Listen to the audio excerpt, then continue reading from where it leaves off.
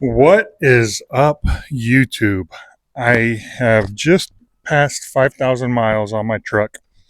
I bought an insurance auctioned 2021 Ford Ranger trimmer. It's a Lariat trim. Here it is behind me. I wanted to do 5 things that I hate after 5,000 miles and 5 things that I love after 5,000 miles of driving this beauty. I live in the Dallas, Texas area. I purchased this from Copart. Had to fly out to Montana with a suitcase full of tools and drive it home, hoping that it would make the trip back. It made it without any issues and did the body work on this side of the vehicle here. The rear door was damaged, the cab corner, and a little bit of the truck bed. Everything else was in great shape. Could not be happier with this, but wanted to go ahead and get in on these items here. All right, mother, son of a gun, mother, Fort Ranger, Fort Ranger. Gotta get the AC on.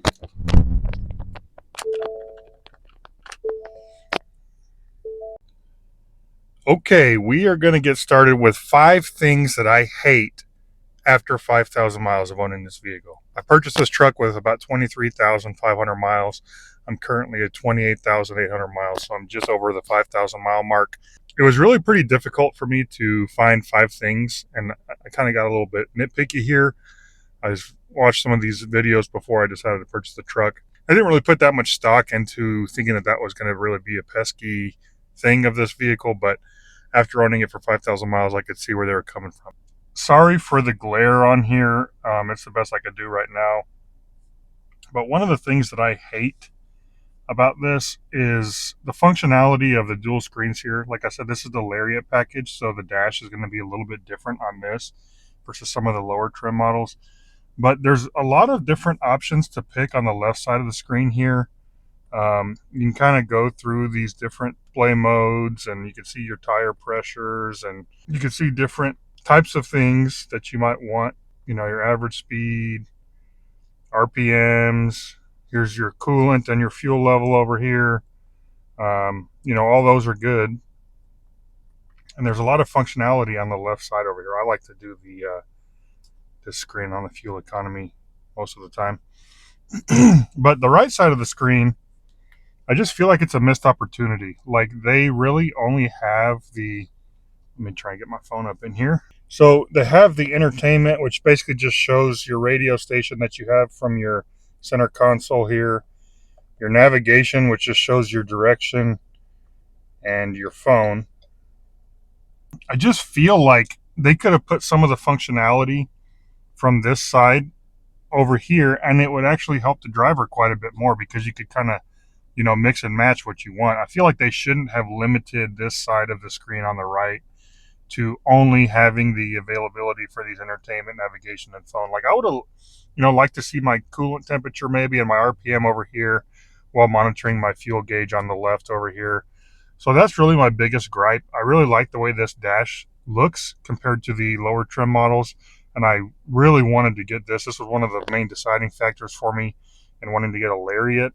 And I just feel like this is just wasted space over here. I rarely use this because the radio is literally just right here.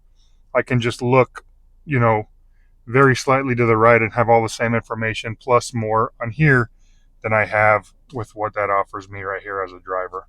So another thing that I absolutely hated was the trimmer side steps.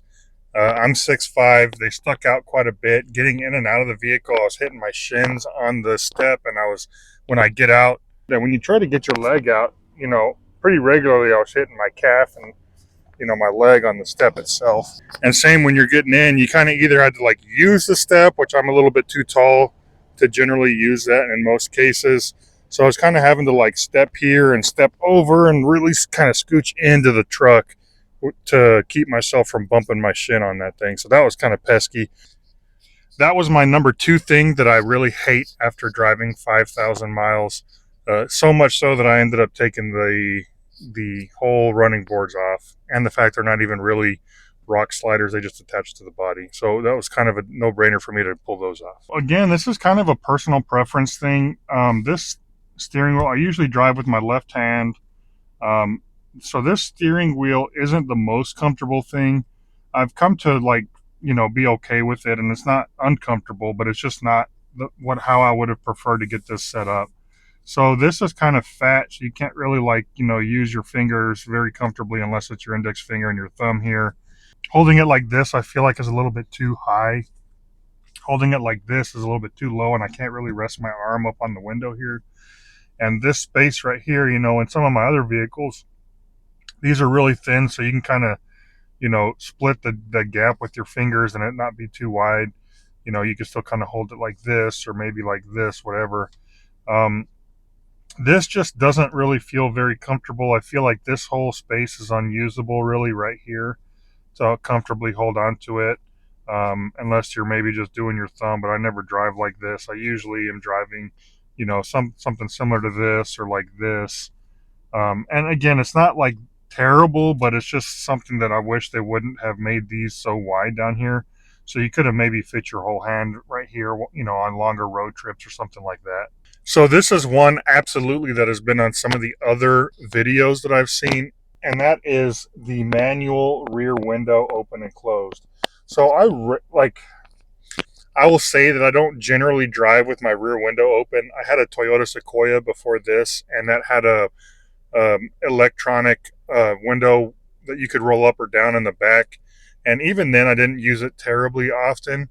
However, when I picked this up, we were driving from Montana back to Dallas, and we stopped in Moab for a few days.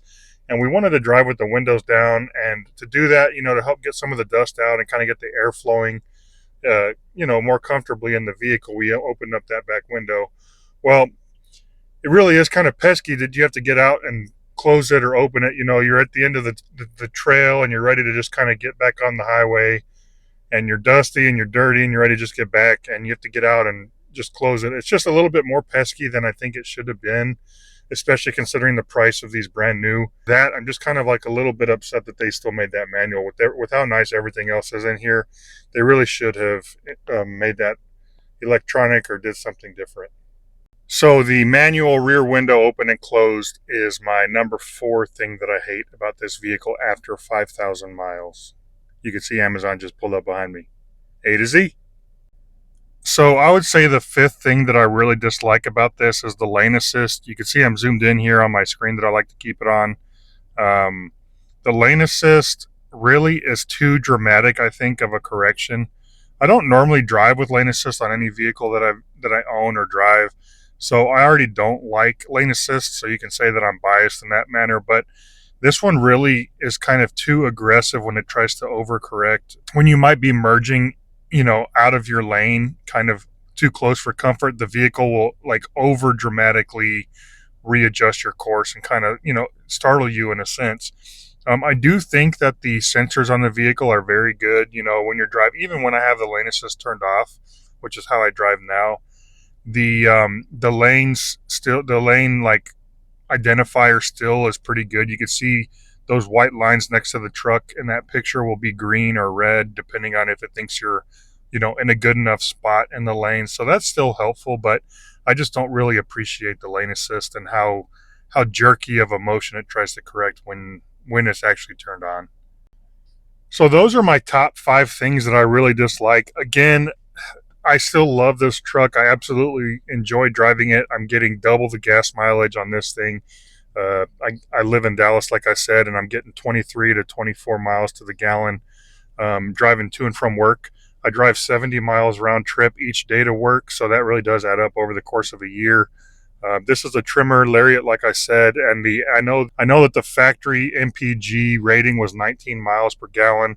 So anything over that I'd be happy with, and I'm at 23, 24, and I just couldn't be happier with that. If I really try to baby it, I can get closer to 25, 26 range, but with the Dallas traffic, you got to be really ready to hit, 65 to 80 miles an hour, just kind of fluctuating regularly on the highways. So I do have an honorable mention for you guys on another thing that's just really kind of pesky to me. And I saw this in another video and I didn't really give it too much thought. I don't really care about that normally is what I thought when I saw it in the video. But after driving with the vehicle for 5,000 miles, it really is kind of inconvenient. And that is where the Apple CarPlay location is. You You can see it's kind of back in this little cubby towards the very back right there. I don't normally keep a whole bunch of stuff in the cubby. I just kind of keep some sunglasses cases, that I can kind of clean up with. Right now, I have my garage door opener in there because we're in the process of moving, but it's just kind of like in a very inconvenient spot, and it takes up some of the cubby space with the cord coming out. And you can see in this little, center console, there plenty of room for there to be another Apple CarPlay location. I mean, even they could have put it up right up here by the 12 volt, and it wouldn't really taken up any space in that cubby. I just don't really feel like they did a good job in placing where that should be. I just feel like it was kind of an afterthought, and they kind of just threw it in there as like a, hey, let's just put it right here. It'll be the easiest to run wire to. And while I get that from a manufacturing standpoint, this vehicle, I mean, if you're paying a lot of money for a lariat and a trimmer, like, I just feel like there should have been more thought put into that. One other final honorable mention, I know I said 5 things after 5,000 miles, but these are, again, just pesky things, is the auto window up and down option.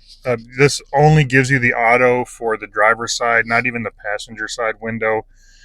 It's just kind of one of those things where, like, 10 years ago, this wouldn't really be pesky, but now with the vehicles having auto on even all the windows for for the driver, passenger, and rear windows, like, when you kind of go back to this only having auto up and down ability for just the driver's side window, it's just kind of, again, just a weird choice considering the amount of money that they were charging for these brand new. And it's just, again, I feel like they would have just put a little bit extra effort into making at least both of the front windows auto up and down. But again, it's just really small things that just kind of get pesky. So there you have it, YouTube. Those are my 5 things that really just drive me a little bit insane about this truck, plus a few honorable mentions there. But hope you enjoyed this video. I'm going to have another one, 5 things that I absolutely love of this truck after 5,000 miles of owning it. So go to my channel, check that out. And in the future, I'm going to be having upgrades and maintenance type videos for this truck as well. So if that's something you might be interested in, please consider liking and subscribing to the channel. It really does help me out. I don't post as much as I used to, just with life getting busy, but I try to post when I can. And I really do enjoy making these videos for you guys. So please consider, checking out my channel, checking out some other videos. Maybe I have something there you like. Either way, I hope you're having a great day. Thanks for watching, and keep on enjoying life out there.